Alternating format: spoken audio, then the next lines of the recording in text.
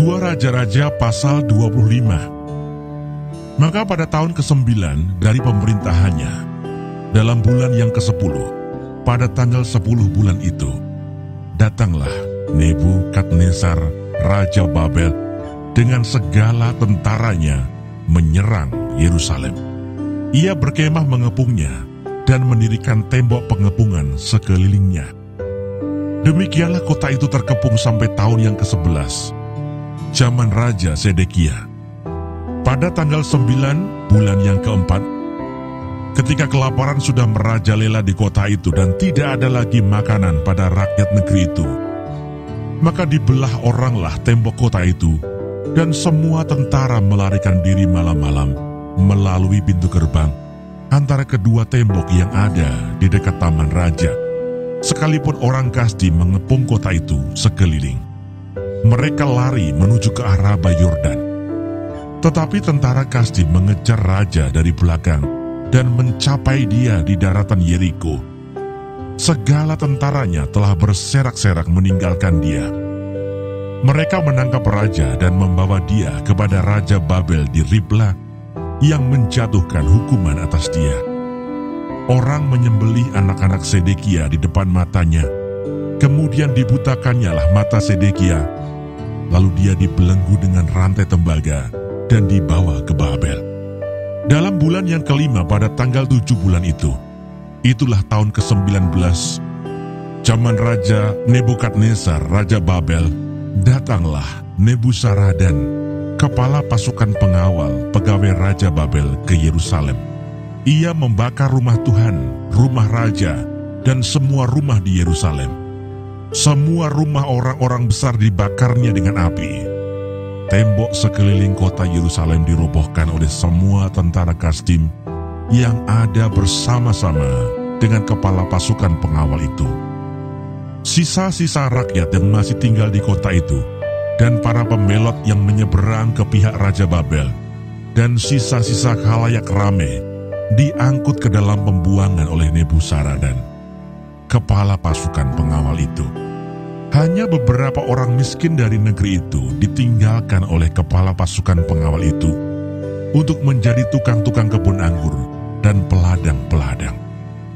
Juga tiang-tiang tembaga yang ada di rumah Tuhan dan kereta penopang dan laut tembaga yang ada di rumah Tuhan dipecahkan oleh orang Kasdim, dan tembaganya diangkut mereka ke Babel.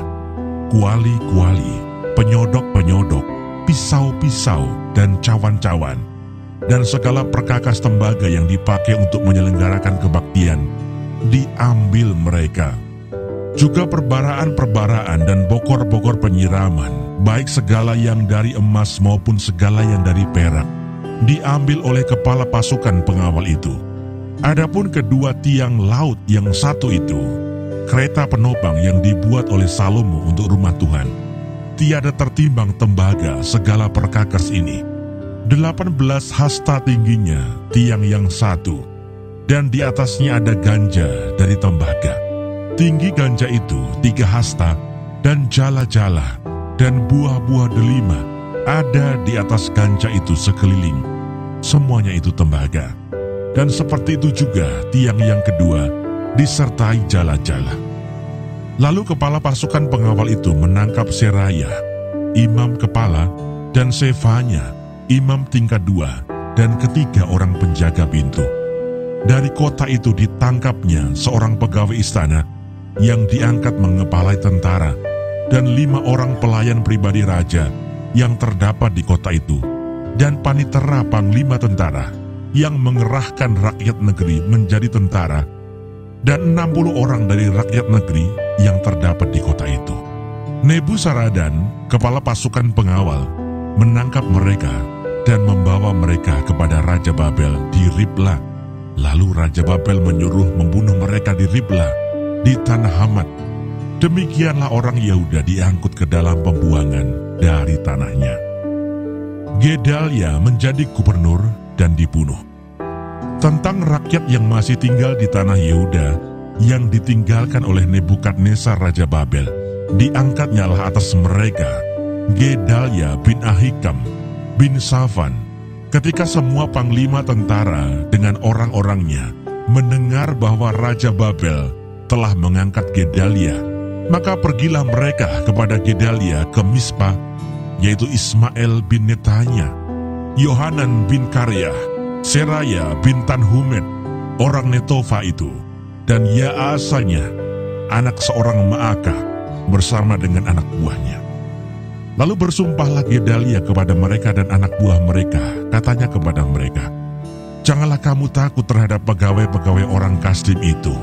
Tinggallah di negeri ini dan takluklah kepada Raja Babel, maka keadaanmu akan menjadi baik." Tetapi dalam bulan yang ketujuh, datanglah Ismail bin Netanya bin Elisama, seorang yang asalnya dari keturunan raja, dan 10 orang bersama-sama dengan dia. Mereka membunuh Gedalia dan orang-orang Yehuda dan orang-orang Kasdim yang ada bersama-sama dengan dia di Mispa. Maka bangkitlah seluruh rakyat, dari yang kecil sampai yang besar, serta panglima-panglima tentara. Lalu larilah mereka ke Mesir, sebab mereka takut terhadap orang Kasdim itu.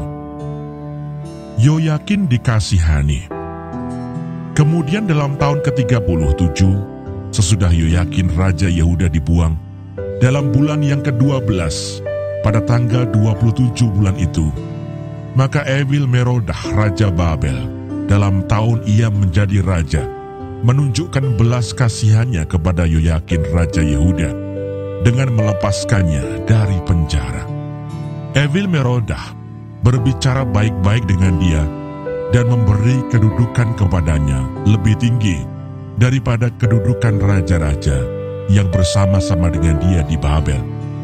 Ia boleh mengganti pakaian penjaranya dan boleh selalu makan roti di hadapan raja selama hidupnya. Dan tentang belanjanya, raja selalu memberikannya kepadanya sekadar yang perlu tiap-tiap hari selama hidupnya.